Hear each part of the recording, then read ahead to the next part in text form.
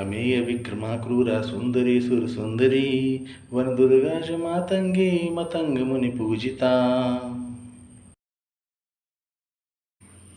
रक्त बीज के वध के बाद 9वां अध्याय का प्रारंभ होता है, जिसमें शुंभ और निशुंभ रक्त बीज के मारे जाने पर अत्यंत क्रोधित हो जाते हैं और वो अपनी सारी सेना के साथ रणभूमि में उतर जाते हैं और देवी से युद्ध करने को तत्पर होते हैं। देवी भी अपनी समस्त शक्तियों के साथ, जो भी शक्तियां उस समय प्रकट हुई थीं, उनके साथ युद्ध करने लगती हैं। निशुंभ महाबली योद्धा था। वो अपनी 8 भुजाओं के साथ अकेला है और अन्य सैनिकों के साथ सभी देवी और उनके गढ़ों के ऊपर टूट पड़ा।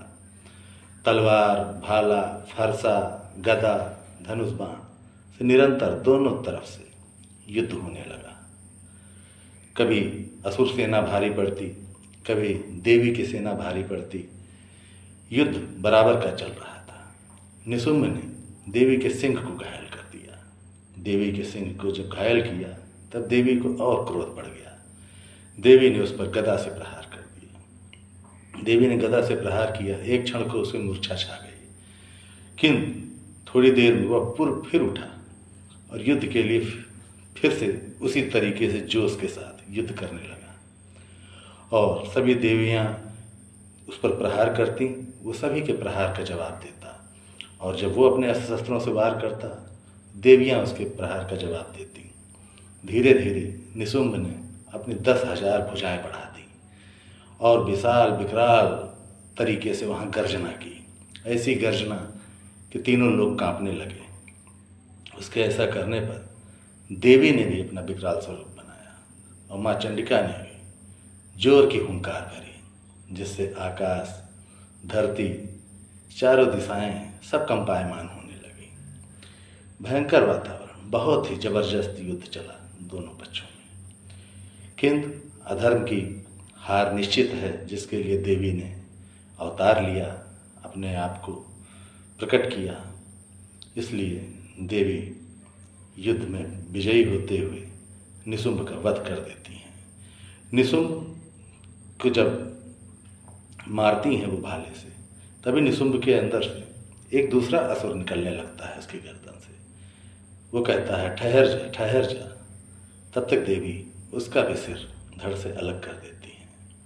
इसके साथ ही निशुंभ का वध होता है और बची खुची सेना को देवी का सिंह, शिवदूती, महाकाली, सभी देवियां और सिंह मिलकर के उनका भक्षण करने लगते हैं। इसी के साथ 9वां अध्याय समाप्त होता है।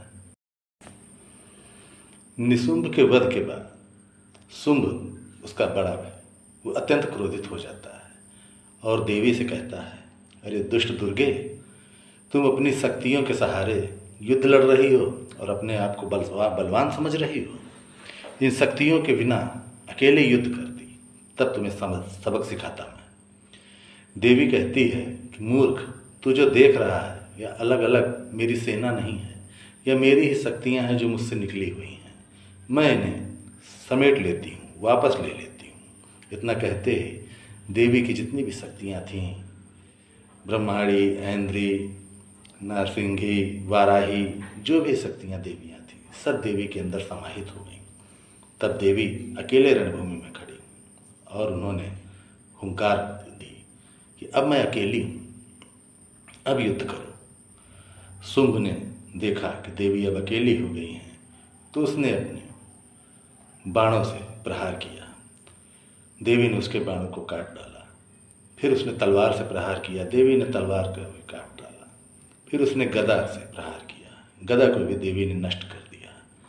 तब शुंभ ने अनेकों बाणों, हजारों बाणों को एक साथ छोड़ा और देवी को पूरी तरीके से घेर लिया। इससे देवी क्रुद्ध हुई और उन्होंने अपने धनुष बाण से उन सभी बाणों को काट डाला। ऐसा देखकर शुंभ क्रोधित होकर तेजी से उसने देवी पर घूंसे का प्रहार किया। जब देवी को शुंभ ने घूंसा मारा तो देवी का तो कुछ नहीं हुआ, किंतु देवी ने प्रत्युत्तर में भी घूंसा मारा, जिससे शुंभ पीछे की ओर गिरता चला गया। दोनों में युद्ध होने लगा। बहुत तेजी से युद्ध चल रहा था। देवी ने शुंभ के हाथी, शुंभ का घोड़ा, सारथी, रथ सबको नष्ट कर दिया। तब शुंभ मुदगर लेकर के दौड़ा। जब वो मुदगर लेकर के दौड़ा, देवी ने उसे भी नष्ट कर दिया। यह देखकर शुंभ जोर से उछला और उसने देवी को पकड़ लिया दोनों हाथों से और लेकर आकाश की तरफ उड़ चला। आकाश में दोनों का युद्ध होने लगा। सभी देवता ऐसा विस्मयकारी युद्ध देख रहे थे कि किसकी विजय होगी, क्या होगा। ये बहुत असमंजस की स्थिति थी। किंतु थोड़ी ही देर में युद्ध करते करते देवी ने शुंभ को आकाश से पटक दिया। वह सीधे धरती पर आ गिरा। जैसे ही धरती पर शुंभ आकर गिरा, माता ने अपने त्रिशूल से उसकी छाती को विदीर्ण कर दिया और इसी के साथ महाअसुर नामक शुंभ की मृत्यु हो गई। इन असुर के मरने के बाद जो बची खुची असुरों की सेना थी वह वहाँ से भाग चली और पाताल लोक को चली गई। सभी देवी देवता प्रसन्न हुए। देवियाँ, गंधर्व सब नृत्य करने लगे, बाजे बजाने लगे, पुष्प वर्षा होने लगी और देवी की जय जयकार होने लगी। इसी के साथ 10वें अध्याय का समापन होता है। जय माता दी। ओम दुम दुर्गा।